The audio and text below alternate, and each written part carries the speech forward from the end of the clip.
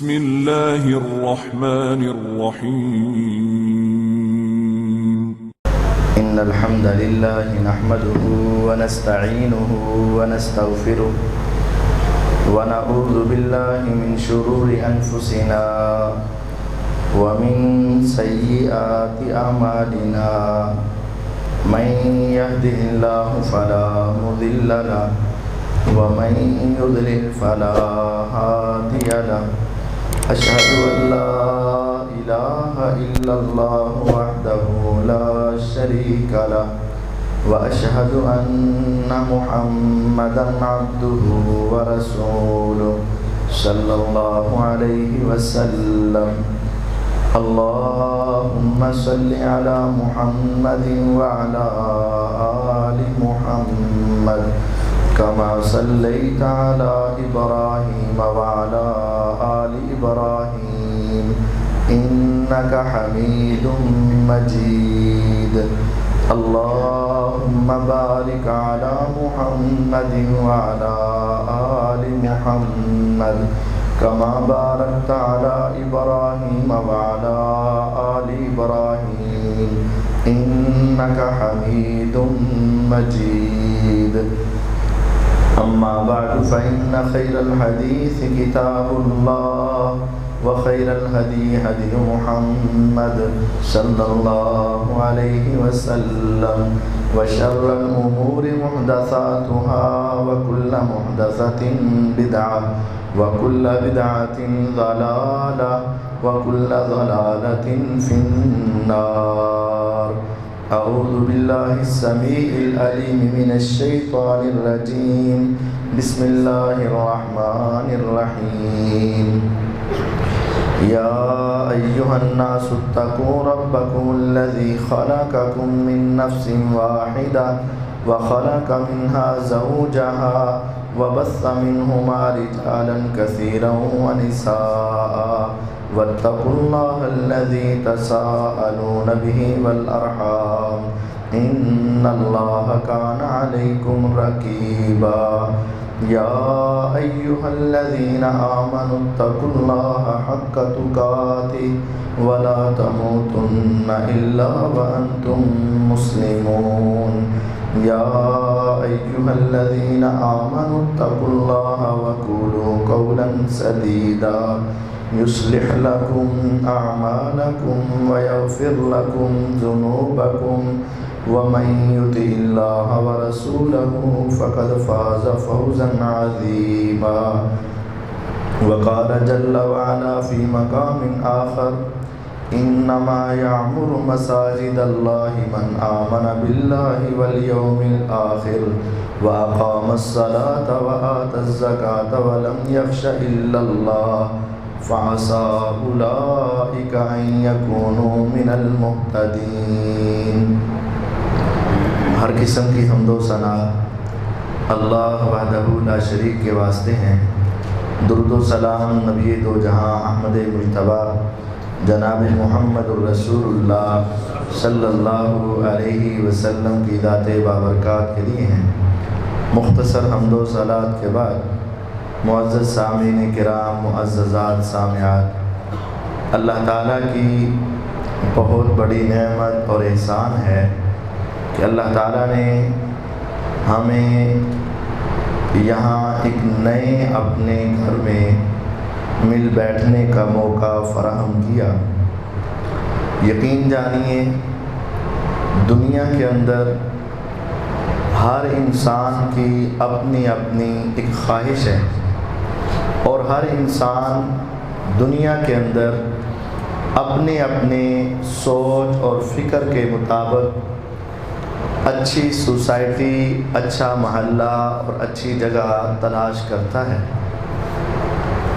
لیکن روئے زمین پر سب سے جو اچھی جگہ ہے وہ یہ اللہ کا گھر مسجد ہے. نبی پاک صلی اللہ علیہ وسلم نے جبرائیل علیہ السلام سے ایک سوال کیا. آپ نے جبرائیل علیہ السلام سے سوال کیوں کیا کیونکہ آپ سے کسی صحابی نے سوال کیا کہ ای البلاد احب الی اللہ، روئے زمین پہ سب سے بہترین ٹکڑا جگہ جو اللہ کو سب سے زیادہ پسند ہو وہ کون سی ہے؟ آپ علیہ السلام اپنی مرضی سے مسئلہ نہیں بتاتے تھے، آپ نے یہ سوال جبرائیل علیہ السلام سے کیا، اور جبرائیل علیہ السلام بھی مسئلہ اپنی مرضی سے نہیں بتاتے تھے، انہوں نے جا کر اللہ تعالیٰ سے سوال کیا کہ اے میرے رب، ساری دنیا اور زمین بنائی تو تیری ہے، اس کے اندر تو نے بڑے بڑے خوبصورت منظر بنائے، علاقے محلے بنائے، لیکن یہ بتا کہ تجھے سب سے زیادہ پسند جگہ کون سی ہے؟ تو آسمان والے رب نے کہا احب البلاد الی اللہ مساجدها، زمین تو ساری ہے لیکن زمین کا وہ ٹکڑا جہاں اللہ کا گھر بن جاتا ہے وہ اللہ تعالیٰ کو روئے زمین میں سب سے زیادہ پسندیدہ ہو جاتا ہے۔ تو یہ مساجد، یہ جگہیں پوری کائنات اور دنیا میں سب سے زیادہ اللہ کو پسندیدہ جو جگہ ہے یہ مساجد ہے۔ اور یہ دیکھیے کتنا سستا سودا ہے، کتنا سستا سودا ہے، وہ جنت، وہ اللہ تعالیٰ کی نعمتوں والی جگہ۔ فرمایا موضع صوت فی الجنہ خیر من الدنیا وما فیہا، وہ جنت، اس جنت کے محلات نہیں، اس جنت کے کھانے پینے مشروبات نہیں، اس جنت کی ہمیشہ کی جوانی نہیں، ہمیشہ کی صحت اور رب کا دیدار نہیں، یہ ساری نعمتیں تو اس کے بعد ہیں۔ اگر تم اس جنت کا پلاٹ کا ٹکڑا جو 1 گز کا زمین کا ٹکڑا ہے، اگر وہ تم خریدنا چاہو، فرمایا موضع صوت فی الجنہ خیر من الدنیا وما فیہا، پوری دنیا، عرب بھی، عجم بھی، امریکہ بھی، افریقہ بھی، پہاڑ بھی، دریا بھی، سمندر بھی، صحرا بھی، مکہ بھی، مدینہ بھی، اور پوری دنیا میں جو کچھ ہے، روپیہ، پیسہ، یورو، ڈالر، ہیرے جواہرات، موتی لال، سونا چاندی، ساری دنیا اور ساری دنیا کی چیزیں لے کر اگر تم جنت کا سودا کرنے آؤ تو میرا رب کہتا ہے جنت کی زمین کا 1 گز کا ٹکڑا بھی تم خرید نہیں سکتے، نہیں خرید سکتے، جنت کی زمین نہیں خرید سکتے، تو جنت کی پھر نعمتیں اور جنت کے کھانے، جنت کے پینے، سونے چاندی کے محلات، اور ان تمام چیزوں سے بڑھ کر آسمان والے رب کا دیدار، یہ ساری جنت کی نعمتیں ہیں۔ اگر تم اس کا سودا کرنا چاہتے ہو تو یہ سودا بڑا سستا ہے۔ من بنا للہ مسجدا بنا اللہ لہ بہ بیتا فی الجنہ، سودا کرنا چاہتے ہو تو آسانی سے ہو جائے گا اور بڑا سستا ہو جائے گا، تم اخلاص کے ساتھ۔ من بنا للہ، جس نے اللہ کے لیے بنائی، دنیا کے لیے نہیں، چودراہٹ کے لیے نہیں، سرداری کے لیے نہیں، میں کے لیے نہیں، نام کے لیے نہیں، اور اپنا راج لگانے کے لیے نہیں، اور یہ سوچا کہ دنیا مجھے یہاں سے نکال دے گی، میں اپنی مسجد بنا لوں اور میری ساری زندگی گزر جائے، یہ تباہی اور بربادی ہے۔ جس نے اللہ کے لیے مسجد بنائی، خیال یہ آیا کہ میں ایک ایسی جگہ بنا دوں، میں رہوں یا نہ رہوں لیکن وہاں رب کا نام تو ضرور رہے گا، میں رہوں یا نہ رہوں وہاں اللہ کے سامنے جھکنے والے تو موجود ہوں گے، میں رہوں یا نہ رہوں لیکن رب کے دین کی دعوت دینے والی کوئی جگہ تو موجود ہوگی۔ جس نے اللہ کے لیے دنیا کے اندر مسجد بنا دی، میرا رب کہے گا بندے تو بندہ ہو کے اپنی طاقت کے مطابق دنیا میں میرا گھر بنا رہا ہے، ہاں تو نے اپنی طاقت کے مطابق بنا دیا، پھر میں رب اپنی شان کے مطابق بناؤں گا نا، تو دنیا میں میرا گھر بنا دے، جب جنت میں آئے گا تو میں تجھے جنت میں اپنی طرف سے محل عطا فرما دوں گا۔ کتنا خوش قسمت ہوگا، ذرا تصور میں جا کر دیکھ، میری اور اللہ کی کیا نسبت، میرا اور اللہ کا کیا مقابلہ، میں تو اس کے سامنے ایک ذرے سے بھی چھوٹا، اور میری تو اس کے سامنے اوقات ایک ذرے سے بھی کم ہے، لیکن میرا رب تم سے محبت کتنی کرتا ہے، میرا رب تم سے پیار کتنا کرتا ہے، کہتا ہے ٹھیک ہے سودا کر لے، ایک مکان تو بنائے گا، ایک مکان میں بناؤں گا، ایک گھر تو بنائے گا، ایک گھر میں بناؤں گا، تو اپنی شان کے مطابق بنا دے، تو اپنی طاقت کے مطابق بنا دے، میں پھر اپنی شان کے مطابق بناؤں گا، ادھر دنیا میں تیرا گھر ختم ہوگا جو تو رب کا گھر بنا رہا ہے، اور ادھر جنت میں رب تیرا گھر بنا کے رکھ دے گا۔ دنیا کے اندر اس مسجد کو بنانا، اخلاص کے ساتھ بنانا، یہ اللہ کی جنت کا سودا ہے۔ ہر انسان جس طرح یہ چاہتا ہے کہ میں اپنی اولاد کے لیے، اپنی فیملی کے لیے، اپنے گھر کے ممبروں کے لیے ایک اچھی سی رہائش بنا دوں تاکہ ان کی زندگی آسانی سے گزر جائے، ساتھ ساتھ یہ بھی سوچ لیا کرو میں اپنی جنت کا بھی ایک گھر بنا لوں، اور اس کا طریقہ کار یہ دنیا میں اللہ کی مسجد ہے۔ ایک واقعہ سنا کے پھر اپنا خطبہ دوسری طرف لے جاتا ہوں۔ یہ بات سچی ہے اور حقیقی ہے۔ ہمارے ایک دوست عبد المالک مجاہد صاحب ہیں، اے اللہ ان کی زندگی میں برکت ڈال، لاہور کے تھے اور اب وہ ریاض میں سعودی عرب میں ہوتے ہیں۔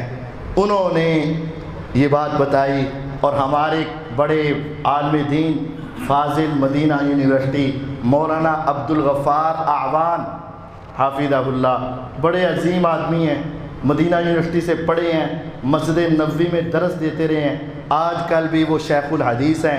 انہوں نے خود یہ واقعہ سنایا، کہا کہ میں نے اپنے اساتذہ سے یہ واقعہ سنا کہ ایک شخص نے یہ مسجد سے آواز سنی، صدا سنی کہ تم دنیا میں اللہ کا گھر بنا دو، وہ جنت میں تیرا گھر بنا دے گا، یہ سودا بڑا سستا ہے۔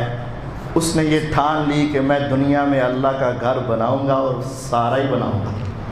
اس نے ایک جگہ لی، آرکیٹیکٹ بنائے، انجینئر بلائے، ان سے کہا یہ مسجد خوبصورت ترین بنائی جائے، لیکن یاد رکھو جتنا پیسہ ہوگا سارا میں لگاؤں گا، تم نے کسی سے ایک پائی اور روپیہ بھی نہیں لینا، اگر تم نے لیا تو میں تمہارے ساتھ بڑی سختی سے پیش آؤں۔ اس نے کہا ٹھیک ہے، ہم نے تو مسجد بنانی ہے۔ مسجد بنانے لگے، بنتی گئی بنتی گئی بنتی گئی، قریب سے ایک بڑھیا گزر رہی تھی، مسجد کی خد و خال جب نظر آئے تو اس نے کہا بیٹا میرے ساتھ چلو اور میرے گھر سے ایک بیلچہ ہے وہ لے لو اور اس مسجد کے کام میں لگا لینا۔ انہوں نے کہا ماں ہمیں بیلچے کی ضرورت نہیں ہے، ہمیں ہر چیز ہمارے پاس بہترین قسم کی موجود ہے۔ اس اماں نے کہا مجھے پتہ ہے کہ تمہیں ضرورت نہیں ہے، ضرورت تو مجھے ہے، ذرا مجھ سے لے تو لو۔ جب اماں نے اصرار کیا، انہوں نے کہا یہ اماں ہے، بوڑھی ہے۔ ایک مزدور گیا اور بیلچہ اٹھا کے لے آیا، ریت وغیرہ ڈالنے لگے۔ جب مسجد کی تعمیر مکمل ہوئی نا تو اس آدمی کو خواب آیا کہ تیرے اخلاص، تیری اچھی نیت، تیری اچھی سوچ اور حدیث پر عمل کی وجہ سے ذرا دیکھ یہ جنت میں تیرا رب نے محل تیار کر دیا ہے، اور لیکن یہ بھی دیکھ کہ تیرے سامنے بھی ایک اور محل ہے، یہ اس کا ہے جس نے تیری مسجد میں حصہ ڈالا ہے۔ اب یہ خوش بھی ہوا اور پریشان بھی ہوا۔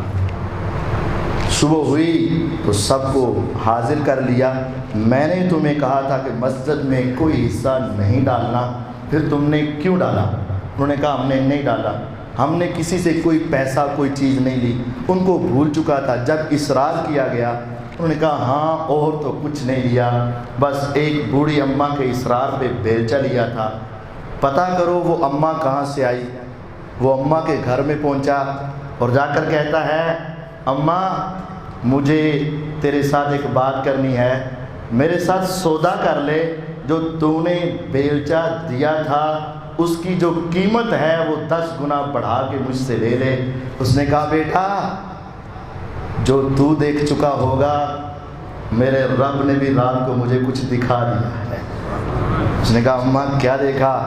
کہا مجھے بھی دکھایا گیا کہ یہ تیرے بیلچے کی وجہ سے جنت میں تیرا محل ہے، اور جس نے ساری دنیا سارا گھر بنایا ہے یہ تیرے سامنے اس کا محل ہے، میں اپنے اس دیے ہوئے مال پہ کسی سے سودا نہیں کر سکتی۔ اور یہ حقیقت ہے، میرے پیغمبر علیہ السلام کی حدیث تھی من بنا للہ مسجدا بنا اللہ لہ بیتا فی الجنہ۔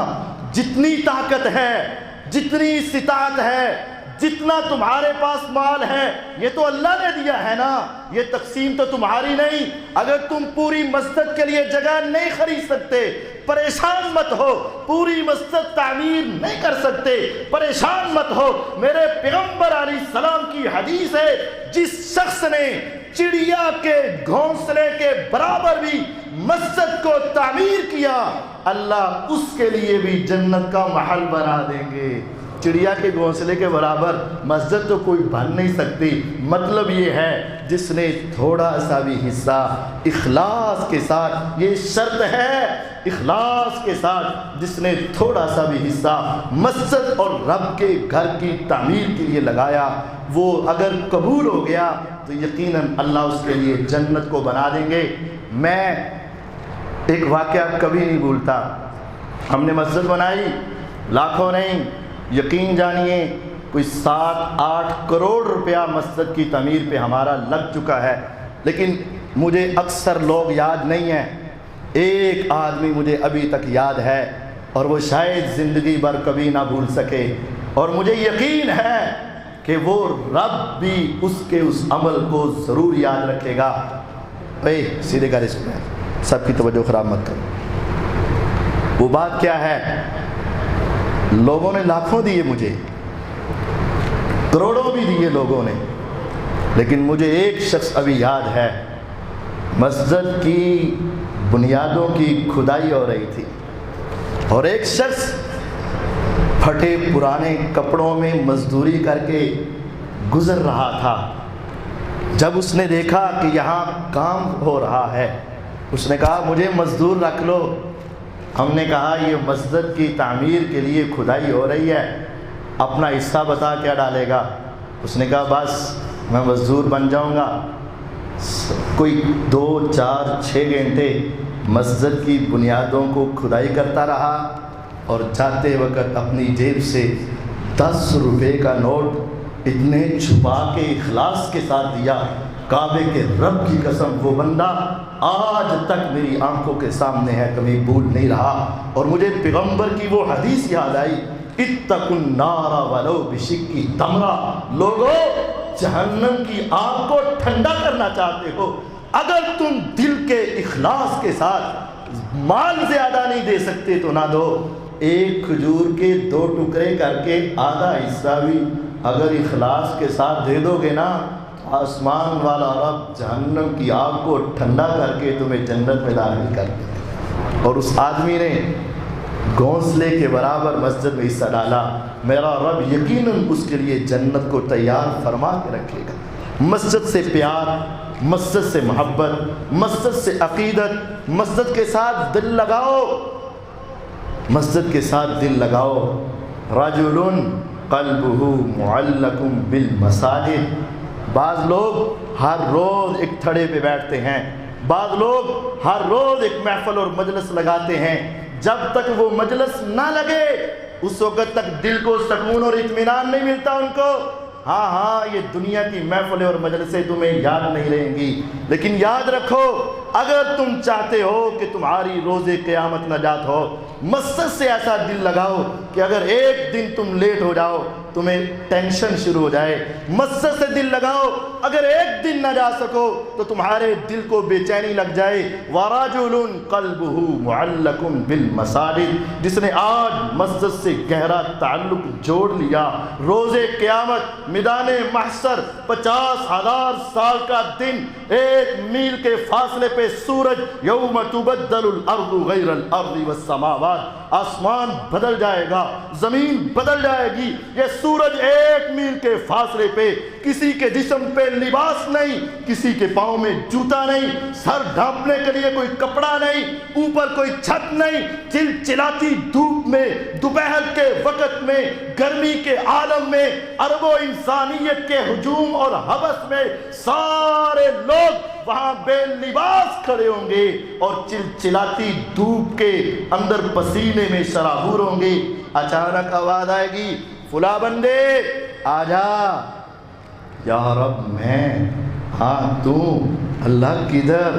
کہا آجا، تیرا میرے گھر کے ساتھ بڑا گہرا تعلق تھا، میرے گھر کے ساتھ تو ایسے لٹکا تھا جیسے کوئی چیز کسی چیز کے ساتھ اٹکا دی جاتی ہے، لٹکا دی جاتی ہے۔ تیرا دل مسجد سے بڑا لگا ہوا تھا جب تو میرے گھر سے محبت کرتا تھا۔ آجا، آج میں رب تمہیں اپنے عرش کا سایہ دوں گا۔ 50,000 سال کے دن میں اللہ اس آدمی کو بلا کے صرف اس کا عمل کیا تھا، اس کی نیکی کیا تھی، وہ دنیا میں اللہ کے گھر سے محبت کرتا تھا، اللہ اس کو اپنے عرش کا سایہ عطا فرمائیں گے۔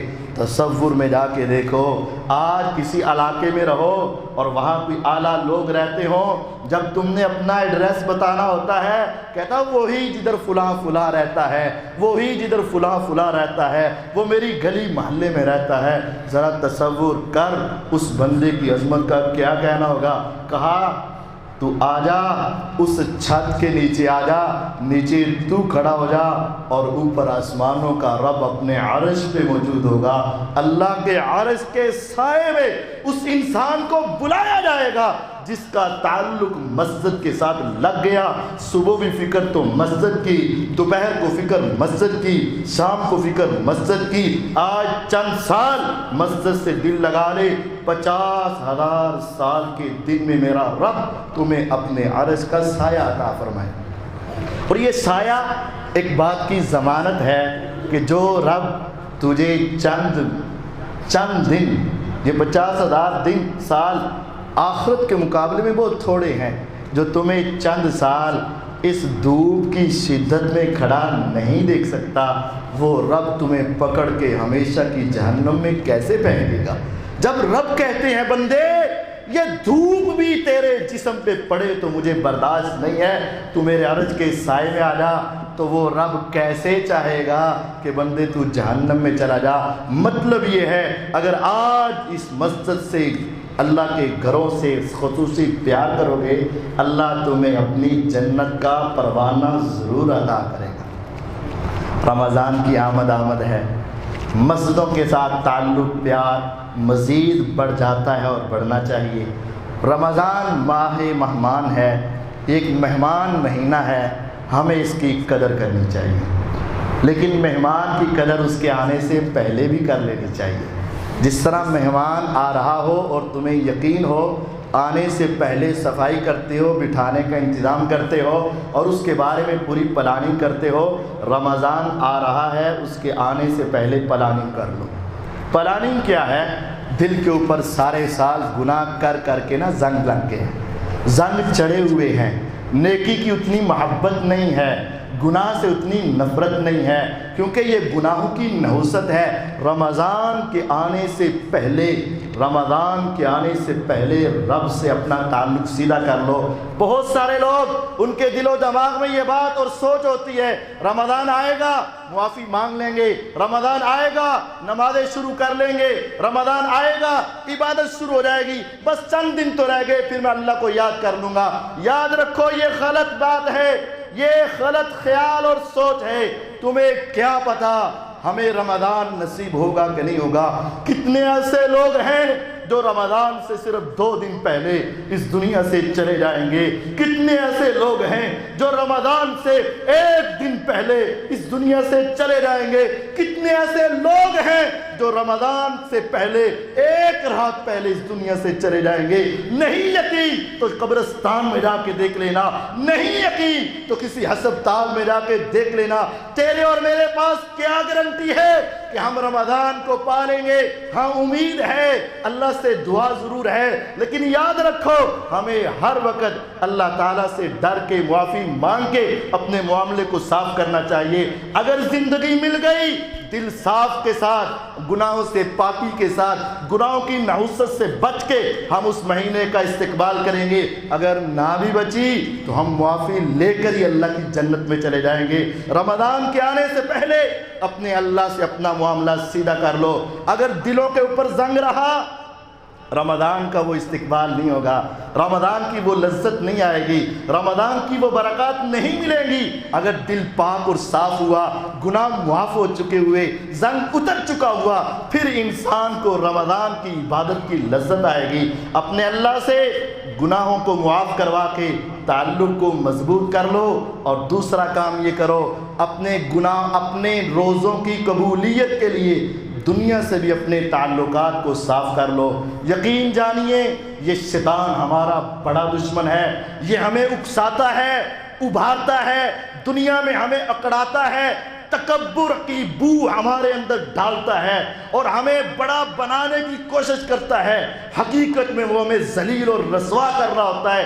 کتنے ایسے میرے دوست یہاں بھی موجود ہوں گے، روزانہ نماز پڑھتے ہوں گے، روزے رکھنے والے ہوں گے، عبادت کے لیے تیار ہوں گے، عمرے اور حج کے لیے تیار ہوں گے، لیکن وہ اپنے مسلمان بھائی سے پہلی کی وجہ سے، وراثت کی وجہ سے، مال و دولت کی وجہ سے، صرف دنیاوی مفادات کی وجہ سے ناراض ہوں گے۔ میری آنکھوں کے سامنے ہے، خدا کا واسطہ ہے، اس دنیا میں اپنے ناک کو چھوڑ دو، اپنی میں کو چھوڑ دو، اپنی دنیا کے مفادات کو چھوڑ دو۔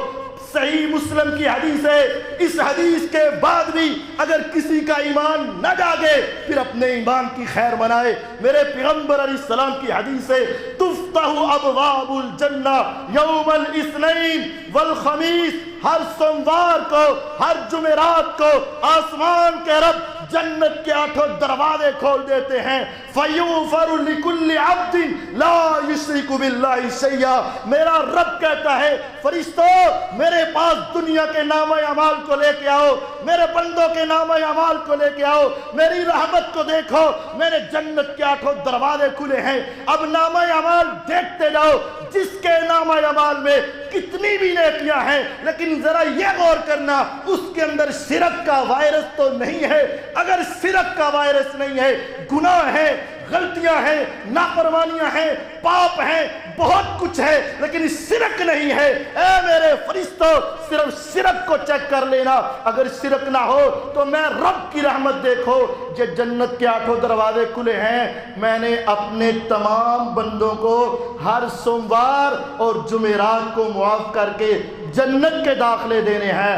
اللہ صرف وہ آدمی جنت میں نہیں جائے گا جو اللہ کے ساتھ شرک کرتا ہے، اور دوسرا وہ ہے جو اپنے مسلمان بھائی سے ناراض ہے۔ فرمایا ان دونوں کو روک دو، ان دونوں کو پیچھے کر دو، ان دونوں کا نامہ اعمال کو ہٹا دو، حتیٰ یصطلحا۔ ذرا دیکھ لینا، اگر وہ شرک سے بعد آ جائے تو لے آنا، اور یہ اگر صلح کر لے تو لے آنا۔ اب غور کیجئے، ایک طرف جنت کے 8 دروازے کھلے ہیں، ایک طرف تیری میں ہے، تیری ناک ہے، تیری آکڑ ہے، دنیا کے مال و دولت ہے، تمہیں جنت چاہیے یا دنیا کے محلات چاہیے؟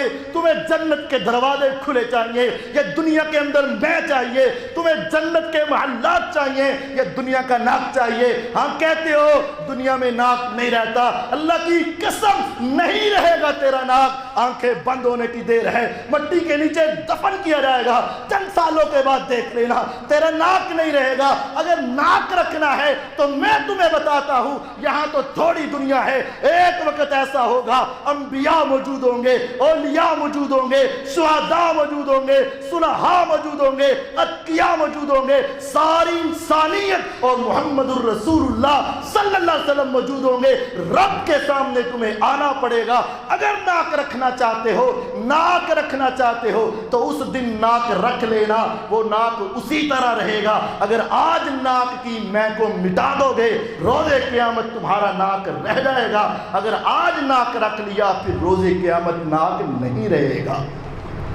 اس حدیث کے بعد بھی یہ سوچا جائے گا میں صلح کروں یا نہ کروں، میں معاف کروں یا نہ کروں۔ سمجھ لینا صرف تم صلح کو نہیں ٹکرا رہے بلکہ جنت کے 8 دروازوں کو ٹکرا رہے۔ اس سے آگے سنیے، صرف 8 دروازے نہیں کھلتے۔ میرے پیغمبر علیہ الصلوۃ والسلام نے کہا تھا انا زعیم ببیت فی ربض الجنہ لمن ترک المراء وان کان محقا۔ لڑائیاں تو ہوتی ہیں دونوں طرف سے، اختلاف تو ہوتے ہیں دونوں طرف سے۔ جب صلح کروانے جائیں، یہ کہتا ہے میرے مسئلے ہیں، وہ کہتا ہے میرے مسئلے ہیں۔ کتنا بہترین حل محمد الرسول اللہ صلی اللہ علیہ وسلم نے بتایا۔ ارے کسی کی سننے کی ضرورت نہیں، مان لیا تم سچے یا مان لیا وہ سچے، چلو میں تمہیں یہ کہتا ہوں، تم آ چکے ہو گھر میں، روزے رکھو گے، مقصد کیا ہے؟ مجھے جنت مل جائے۔ نمازیں پڑھو گے، مقصد کیا ہے؟ مجھے جنت مل جائے۔ صدقہ دو گے، مقصد کیا ہے؟ مجھے جنت مل جائے۔ عمرے حج کے لیے لاکھوں روپے لگاؤ گے، مقصد کیا ہے؟ مجھے جنت مل جائے۔ مجھے امید ہے میرا رب تمہیں دے گا، لیکن تمہیں یقین تو نہیں ہے نا، 100% یقین تو کسی کو نہیں ہے نا۔ اگر یقین سے جنت لینا چاہتے ہو تو آؤ، جنت کے 8 دروازے کھول کے جنت کے مال کی گارنٹی وہ دے رہا ہے جو ساری انسانیت سے اعلیٰ تھے۔ محمد الرسول اللہ صلی اللہ علیہ وسلم کہتے ہیں تمہیں دنیا پہ یقین ہو یا نہ ہو، دنیا پہ اعتبار ہو یا نہ ہو، کسی کی بات پہ تمہیں تسلی ہو یا نہ ہو، اگر تمہیں میرے آقا کی بات پہ تسلی نہیں تو اپنے ایمان کا جائزہ لے۔ آقا کہہ رہے ہیں آ جاؤ، اگر تم حق پر ہوتے ہوئے، سچے ہوتے ہوئے، مظلوم ہوتے ہوئے، سارا کچھ غلط اس نے کیا، تم سارا کچھ صحیح کرتے ہو، اس کے باوجود ذرا میرے کہنے پر، میرے نہیں آقا کہہ رہے ہیں، ذرا میرے کہنے پر تم صلح کر دو، حق پر ہونے کے باوجود چھوڑ دو، میں تمہیں گارنٹی دیتا ہوں کہ میں تمہیں جنت کا محل ضرور لے کر دوں گا۔ جب جنت مل رہی ہے، جنت کے وعدے ہیں، وہ جنت جس میں ہمیشہ کی خوشیاں ہیں، کبھی غم نہیں آئے گا۔ دنیا میں کس چیز کی تمہاری لڑائی ہے؟ میرا مکان چاہیے تو جنت کا مکان ملے گا، مجھے نام چاہیے تو جنت میں نام ملے گا، صحت ملے گی، جوانی ملے گی، مال و دولت ملے گا، بیویاں ملیں گی، حوریں ملیں گی، کھانے پینے کو ملے گا، ہمیشہ کی زندگی ہوگی۔ اور ان سب سے بڑھ کر میرے رب کے چہرے کا دیدار ملے گا۔ اگر رب کے دیدار کے سودے کرنا چاہتے ہو، ایک طرف اللہ کے چہرے کا دیدار ہے، ایک طرف تیری دنیا کی پراپرٹی ہے، ایک طرف اللہ کے چہرے کا دیدار ہے، ایک طرف تیرے دنیا کے ناک ہیں، ایک طرف اللہ کے چہرے کا دیدار ہے، دوسری طرف دنیا کے تانے اور دنیا کی باتیں ہیں۔ ذرا تو کیا لینا چاہتا ہے؟ اگر اللہ کے چہرے کے دیدار کی وجہ سے بھی تو کسی کو معاف نہیں کر سکتا تو پھر اپنے ایمان اور اپنے اسلام کو ذرا جھنجھوڑ لے۔ تم کہاں بیٹھے؟ کیا لینا ہے دنیا میں؟ کیوں پھر مسلمان کہلواتے ہو اپنے آپ کو؟ کیوں مسلمان کہلاتے ہو؟ کیا مقصود ہے تمہارا؟ تو ہمارا مقصود جنت ہے، تو پھر لیتے کیوں نہیں ہو؟ نہیں کر سب اینج نہیں لینی، اگر اینج نہیں لینی تو پھر اونج بھی نہیں ملنی۔ یاد رکھنا، پھر اس طرح نہیں ملے گی۔ نہ نماز قبول ہے، نہ روزہ قبول ہے، نہ زکوٰۃ قبول ہے، نہ حج اور نہ صدقہ و خیرات قبول ہے۔ پھر اپنے ایمان کی خبر لیجئے گا، اللہ تعالیٰ سے تعلق جوڑ لو، دنیا کو معاف کر دو۔ تیسرا کام یہ ہے اپنے روزوں کے وقت کو سنبھال، اس وقت کو ضائع مت کرنا۔ سحری کا ٹائم ہو تو سحری ضرور کھانا، تسحروا فإن فی السحور برکہ، سحری ضرور کھانا، سحری میں برکت ہے۔ بھوک نہیں بھی ہے، پیاس نہیں بھی ہے، کھانے کا ایک نوالہ اس وجہ سے لے لینا، میرے آقا نے حکم دیا تھا۔ پانی کا ایک گھونٹ اس وجہ سے لے لینا، میرے آقا کا حکم تھا، اور اس وجہ سے بھی لے لینا، میرے آقا نے کہا تھا جو سحری کھائے گا آسمان کا رب اس پہ رحمتیں برسائے گا، فرشتے اس کے لیے دعا کریں گے، اور مال و دولت میں اللہ برکتیں نازل فرمائے گا۔ آج بہت سارے لوگ ساری رات جاگتے رہتے ہیں اور پھر وہ سحری کا کھانا کھاتے ہی نہیں ہم نے افطاری کے وقت بہت اچھا کھا لیا، جب لیٹ کھانا کھایا ہے اب سحری نہیں کھاتے، یہ غلط کام ہے۔ تسحروا، سحری کرو، زیادہ کرو تھوڑی کرو جتنا بھی ہو، سحری ضرور کرنا۔ سحری کے اندر برکت ہے، اللہ تعالیٰ کی طرف سے برکتیں رحمتیں نازل ہوتی ہیں۔ ہمیں یہ حکم ہے اگرچہ تمہیں ایک گھونٹ پینا پڑے یا ایک نوالہ بھی لینا پڑے، سحری ضرور کھاؤ۔ ہاں اتفاق سے سوئے رہ گئے تو پھر کوئی مسئلہ نہیں، اللہ تعالیٰ معاف فرمانے والے۔ سحری کے وقت کو سحری میں تو ضرور لگاؤ لیکن وقت ضائع مت کرو۔ اگر 11 مہینے تہجد کے وقت رات کے پچھلے پہر تم اور میں نہیں اٹھ سکے تو یہ کتنا خوبصورت بہانہ ہے، بندے اٹھا، اس وقت کھانے کے بہانے سے ہی اٹھا، اٹھ کے آجا، آسمان والا رب ینزل ربنا تبارک و تعالی کل لیلۃ الی السماء الدنیا، ہر رات کے پچھلے پہر میرا رب آسمان دنیا پہ آتا ہے۔ رب کیوں آتے ہیں؟ اس لیے آتے ہیں آ کے ایک صدا لگاتے ہیں، حل من مستغفر، حل من مستشفع، حل من مسترزق، ہے کوئی دنیا میں رزق کے اڈوں سے ٹھوکریں کھا کھا کے مجبور ہونے والا؟ آ جائے، میں رب رزق کے دروازے کھولنے کے لیے آیا ہوا ہوں۔ آ جائے جو دنیا کے دروازوں سے اور ڈاکٹروں حکیموں اور طبیبوں سے اگتا چکا، ہر ہسپتال کی ٹھوکریں کھا چکا، صحت نام کی شے کوئی نہیں، آ جا، میں رب تمہیں صحت دینے کے لیے آیا ہوں۔ ساری زندگی میری نافرمانیوں میں گزارنے والے تو معافی مانگنے کے لیے آ، میں رب تجھے معاف کرنے کے لیے آیا ہوں۔ کتنا قیمتی وقت ہے، کتنا سہانا موسم ہے، کیسی عظیم بات ہے۔ آج ہمیں کسی سے لینا ہو ہم پیچھے وہ آگے، ہم نے کسی کو منانا ہو ہم پیچھے وہ آگے، لیکن رب تعالیٰ تیری رحمت پہ قربان جاؤں، تو آسمان دنیا پہ آگے خود کہتا ہے آ جاؤ، مجھ سے معافی مانگ لو میں معاف کر دوں گا، مجھ سے مال مانگ لو میں رزق عطا کر دوں گا، شفا مانگ لو میں شفا دے دوں گا۔ جہاں سحری کرنی ہے خدا کے واسطے اپنے موبائل کو ذرا تھوڑی دیر کے لیے بند کر دینا، ٹی وی کو بند کر دینا، باتوں کو ختم کر دینا، گھر والوں پر بھی ترس کھانا، سارا مہینہ سحری افطاری کے چکر میں ان کے وقت کو بھی اسی طرح کاموں میں مصروف مت رکھنا۔ 5-7 منٹ کا ایسا وقفہ بھی رکھنا کہ عورتیں بھی، بچے بھی، جوان بھی، بوڑھے بھی تنہا تنہا ہو کر بیٹھ جائیں، الگ الگ ہو کے بیٹھ جائیں، اپنے اپنے حساب سے 5-5 منٹ تو سب کو نکالنے ہوں گے نا۔ میری مائیں بھی نکالیں گی نا، میری بیٹیاں بھی نکالیں گی نا، میرے بھائی اور میرے والد کی جگہ پر میرے چچا بھی تو نکالیں گے۔ 5 منٹ صرف نکال لینا۔ آسمان والا آواز دے رہا ہوگا آ جاؤ آ جاؤ آ جاؤ، تم ہاتھ اٹھا کے اکیلے بیٹھ کے کہہ دینا خدایا چہرہ تو اس قابل نہیں تھا، عمل تو اس قابل نہیں تھے، لیکن تیری صدا پہ میں آ چکا ہوں، اب تو مجھے معاف کر دینا، میرے اوپر رحم کر دینا، میرے اوپر ترس کھا لینا۔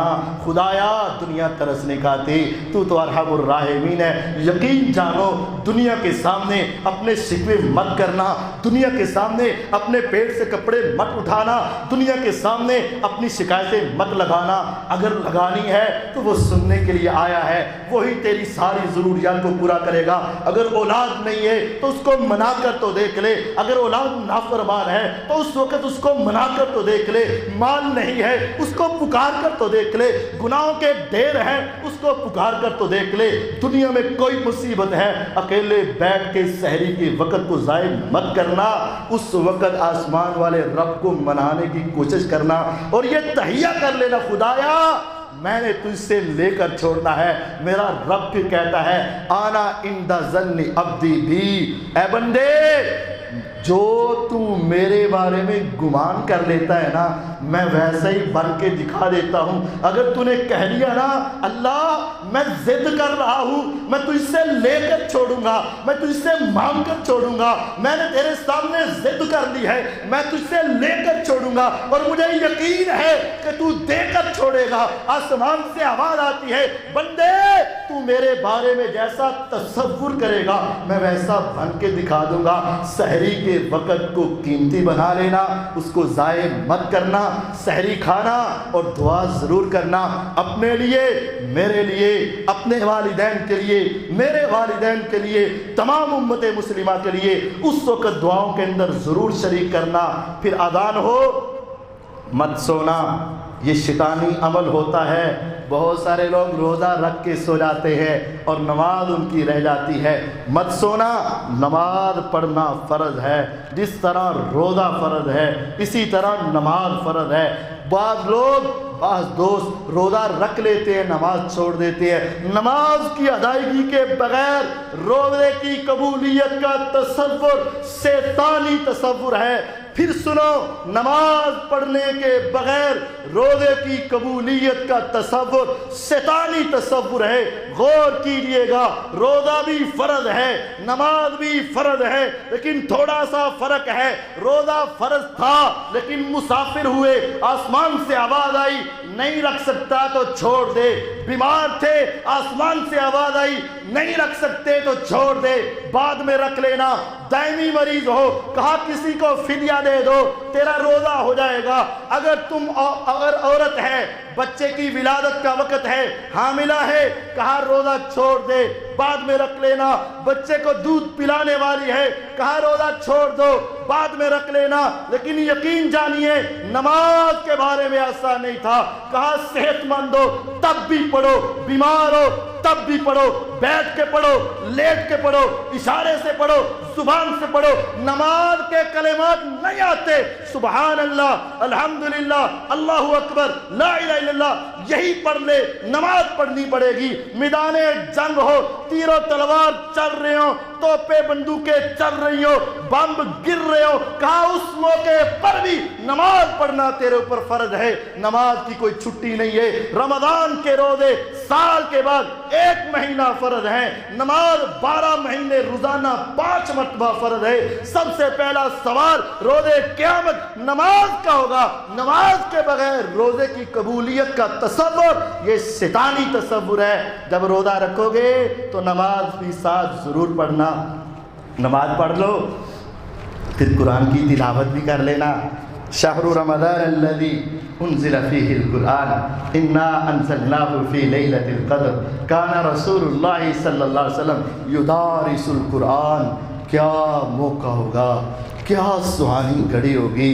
میرے پیغمبر علیہ الصلوۃ والسلام جب رمضان کا مہینہ آتا، تصور میں جا کے دیکھو، ایک محفل لگی ہوگی، بیٹھے دو ہی ہوں گے، ایک فرشتوں کا سردار جس کا نام جبرائیل علیہ السلام، ایک سارے انسانوں کا سردار جس کا نام محمد صلی اللہ علیہ وسلم۔ حدیث صحیح بخاری میں ہے، ہر روز رمضان کے پورے مہینے میں آسمان سے جبرائیل علیہ السلام اترتے، آ کر ایک پورا سپارہ میرے آقا کو سناتے۔ جبرائیل پڑھ رہے ہوتے، آقا سن رہے ہوتے، پھر اگلی باری میرے آقا کی آتی، آپ سنا رہے ہوتے، جبرائیل سن رہے ہوتے۔ پورے مہینے میں پورے قرآن کو ختم کر دیا کرتے۔ جب آپ کی زندگی کا آخری سال آیا نا، تو آپ نے اس وقت 2 سپارے سنائے، اور 2 سپارے سنے، 2 مرتبہ قرآن سنایا اور 2 مرتبہ سنا۔ یہ رمضان میں قرآن کی تلاوت بھی ہمیں کثرت سے کرنی چاہیے۔ جو وقت چل رہا ہے اس وقت کو ضائع نہ کریں، اذکار، تلاوت، عبادت میں لگائیں، اور جب افطاری کا وقت آئے اس وقت کو بھی ضائع نہ کریں۔ ہمارے ہاں یہ بات ٹھیک ہے کہ افطاری اور سحری ہونی چاہیے، لیکن یہ آج ایک رواج بن چکا ہے۔ معذرت کے ساتھ، دلوں کے راز تو خدا کے سوا کوئی نہیں جان سکتا، لیکن جو ظاہری ہمیں نظر آتے ہیں، آج یہ سحری اور افطاری بھی ایک رواج بن چکا ہے۔ کیا ہے؟ بس ساری سحری، بس ہر قسم کے دوست و احباب کو بلاؤ، چاہے اس نے روزہ رکھنا ہے یا نہیں رکھنا، نماز پڑھنی ہے کہ نہیں پڑھنی، زبان کی حفاظت کرنی کہ نہیں، بس سب کو بلاؤ، اور یہ سارے سحری کے انتظام میں لگا ہوا ہے، اور وہ وقت بھی اس کا اللہ کی طرف توجہ کے ساتھ نہیں گزرتا، اور سارا مہینہ ہی افطاریوں میں لگا ہوا ہے، کبھی جا رہا ہے، کبھی آ رہا ہے، کبھی جا رہا ہے، کبھی آ رہا ہے، اور اس وقت کو بھی صرف کھانے پینے کی طرف توجہ ہے، اور ان کو بلایا جا رہا ہے جن کا پتہ نہیں روزہ ہے بھی کہ نہیں ہے، اور یہ ایک ٹرینڈ بن چکا ہے۔ اس کو چینج کرو، گھر والوں کو وقت دو، صرف ان کو سحری کے کھانے بنانے کے اندر وقت ضائع مت کرو۔ اور افطاری میں یہ بناؤ یہ بناؤ یہ بناؤ یہ بناؤ، اور میری بیٹیاں مائیں بہنیں وہ صرف افطاری کے چکر میں لگی رہیں تو اللہ کو کب یاد کریں گی؟